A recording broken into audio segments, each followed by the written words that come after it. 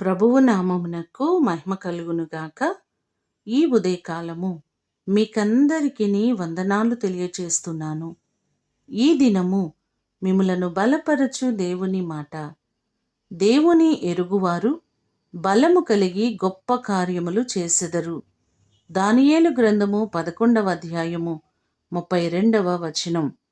దేవునిని సంపూర్ణముగా ఎరిగినవారు, ఆయన చేత మరి విశేషముగా ఎరుగబడిన వారు దేవుని ద్వారా అనేకమైన అద్భుత కార్యములు చేస్తారు అని మనము చూడగలం. మన దేవుడు గొప్పవారు, సర్వశక్తిమంతులు, సర్వమును చేయగలిగిన సమర్థుడు ఆయనే.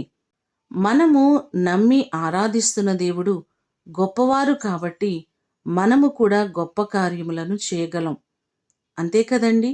ఎంతోమంది దైవజనుల జీవితాలను మనం చూచినప్పుడు వారు శారీరకంగా బలహీనులైనప్పటికీ దేవుడు వారి ద్వారా అనేకమైన గొప్ప కార్యములను చేస్తున్నారు. ఆయన మాత్రమే కార్యములు చేసేవారు.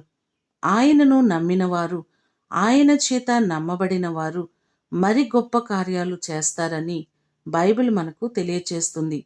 మీ జీవితాల్లో కూడా ఈరోజు మీరు తలపెడుతున్న ప్రతి పనిని దేవుడు ఆశీర్వదించి గొప్పగా అద్భుతంగా ఆయన మీ పట్ల కార్యమును జరిగించునుగాక. ప్రార్థన చేసుకుందాం. మమ్మలను మిక్కిలిగా ప్రేమించిన మా ప్రియ పరలోకపు తండ్రి, గొప్ప కార్యములు, అద్భుత కార్యములు మీరు మా జీవితాల్లో చేసేవారయ్యా. మేము ప్రారంభిస్తున్న పనులను కొనసాగించుటకు కావలసిన మీ శక్తిని మీరు అనుగ్రహించండి. మేము బలహీనులము కానీ బలవంతుడైన దేవుడు మీరే ప్రభువా. నీ కృపచేత గొప్ప కార్యాలు మా ప్రియులెల్లరి జీవితంలో మీరు జరిగించి మీ నామానికి మహిమ తెచ్చుకోమని యేసు నామమున అడిగి వేడుకొని పొందియున్నాము తండ్రి. ఆమేన్.